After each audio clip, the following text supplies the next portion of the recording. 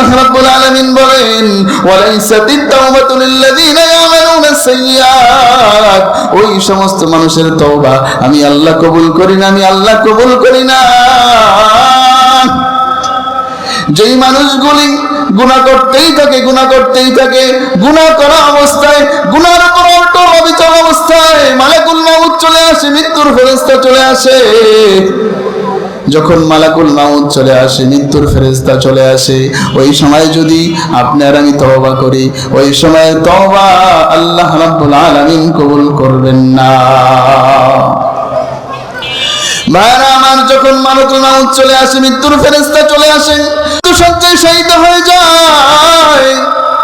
যখন মৃত্যুর গড়গড়া শুরু হয়ে যায়, মৃত্যুর ঊর্ধ্বশ্বাস শুরু হয়ে যায়, তখন মানুষ জাহান্নাম দেখতে থাকে, জান্নাত দেখতে থাকে। জাহান্নামের আযাবের দৃশ্যগুলো মানুষ প্রত্যক্ষ করতে থাকে। এমন সময় শুধু আমি না, আপনি না, একজন হিন্দু, খ্রিস্টান, বৌদ্ধ, ইহুদি, নাসারা যারা আছে প্রত্যেকটা মানুষই আল্লাহর প্রতি ঈমান আনে।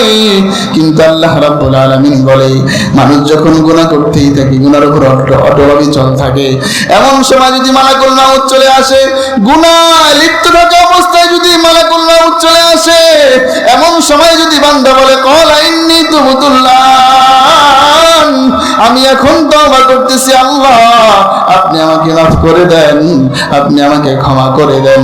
আল্লাহ রাব্বুল আলামিন বলেন ওয়ালাল্লাযীনা ইয়ামুতুনা ওয়া হুম কুফার, তারা মৃত্যুবরণ করে একমাত্র কাফের অবস্থায়। বলেন নাউযুবিল্লাহ। আল্লাহ বলে উলাইকা আতাদনা লাহুম আযাবান আলীমা, আর আমি আল্লাহ রাব্বুল আলামিন তাদের জন্য যন্ত্রণাদায়ক শাস্তি প্রস্তুত করে রেখেছি। বলেন নাউযুবিল্লাহ।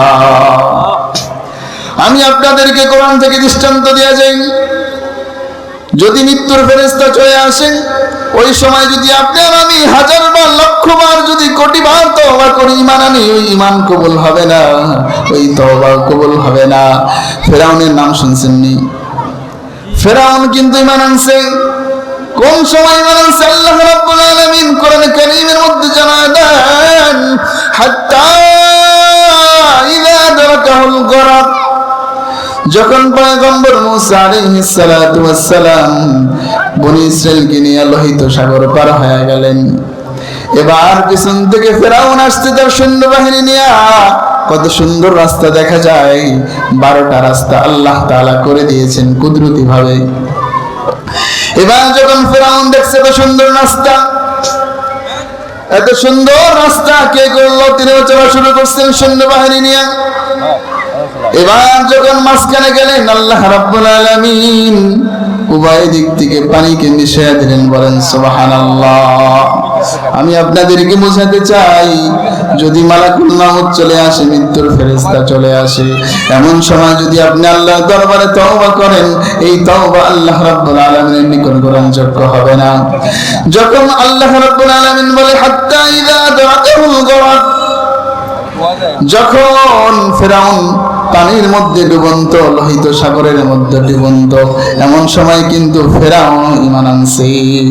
ফেরাউন বলে আমানতু আন্নাহু লা ইলাহা ইল্লাল্লাযী আমানাত বিহি বানু ইসরাঈল। ফেরাউন বলতে লাগলো, আল্লাহ আমি ঈমান আনলাম, বনি ইসরাঈল যে আল্লাহর প্রতি ঈমান আনছে, ওয়া আনা মিনাল মুসলিমিন, আর আমি মুসলমানদের অন্তর্ভুক্ত হয়ে গেলাম। কি বলছে?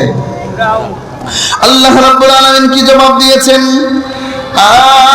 আল-আন, এখন তোমার সময় হয়েছে ঈমান আনার। ওয়াকাদ আসাইতা ক্বাবলু ওয়া কুনতা মিনাল মুফসিদিন, ইতিপূর্বে তুমি ছিলে একজন নাফরমান, তুমি ছিলে জমিনের মধ্যে অশান্তি সৃষ্টিকারী।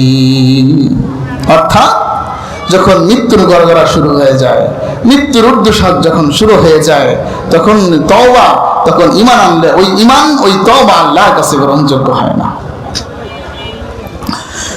এজন্য আমাদের এখন এই সুযোগ, আল্লাহর দরবারে তওবা করা, আল্লাহর প্রতি ঈমান আনা। এখন এই সময় যদি মৃত্যুর ফেরেশতা চলে আসে, তখন যদি আমরা হাজার তওবা করি, ওই তওবা আল্লাহর কাছে কবুল হবে না।